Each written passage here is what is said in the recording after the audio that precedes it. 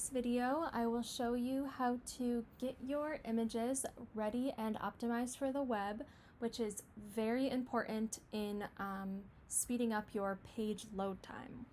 So a rule of thumb to keep in mind is that all images should be below 200 kilobytes. The smaller, the better, the quicker your page is going to load.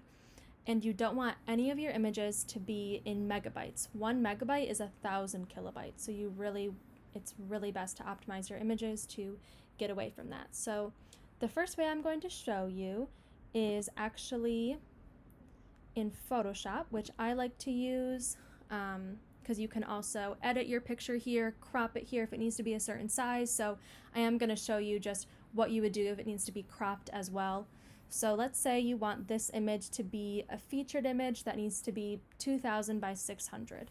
So get your crop tool and you can set your ratio up here in the top bar to 2000 by 600. And then click and you can scroll and make it focused on the part of the image you want it to be on, and then just check mark so you have it cropped. And then you're going to go to File, Export, and Save for Web, Legacy right here. And this is how you're going to optimize it. So the first thing you need to do, you can note here that it's at 497K. That's way too big. So you can change the width to 2000 and it will automatically make this 600 because we cropped it. And then here you can mess with the quality, low, medium, high.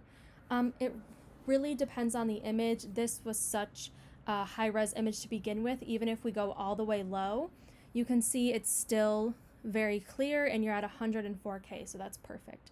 And you can see if you mess around with these low, medium, high, it will change the quality of your image with some.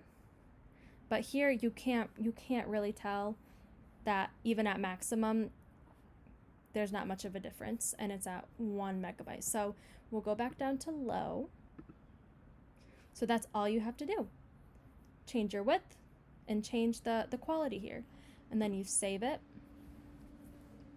And I like to put scaled or smaller or 2 at the end just to make sure that I don't use this smaller optimized image on print media or anything like that. So then you just can save it and that's it.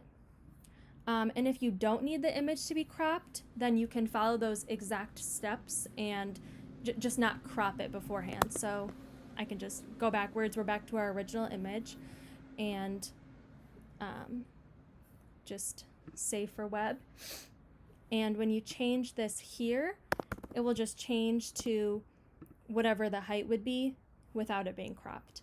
My rule of thumb here is I usually just change the width to either 2000, 1000, or 500, depending on how it's going to be on the page.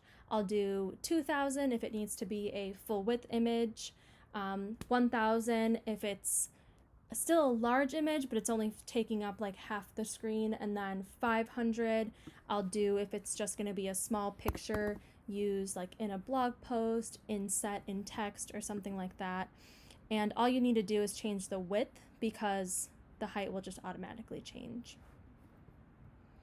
Now, if you don't have Photoshop, there is online, if you go to JPEG-optimizer.com, this is the one I like to use.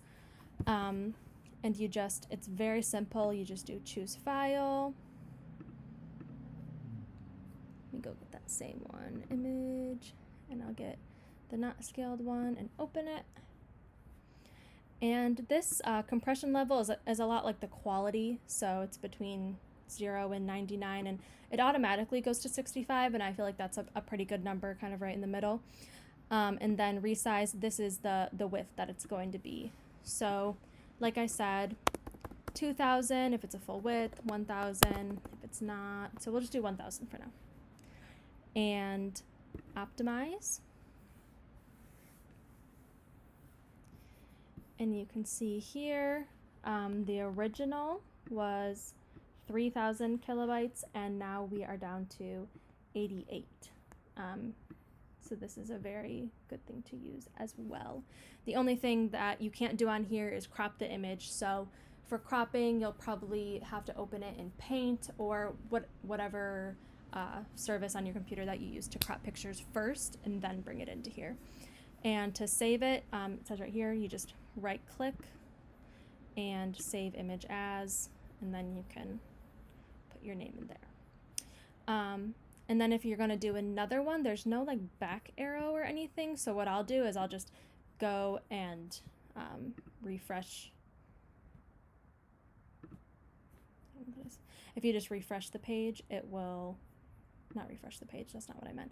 You go to the URL and press enter, and then it will bring you back to here after you saved your image.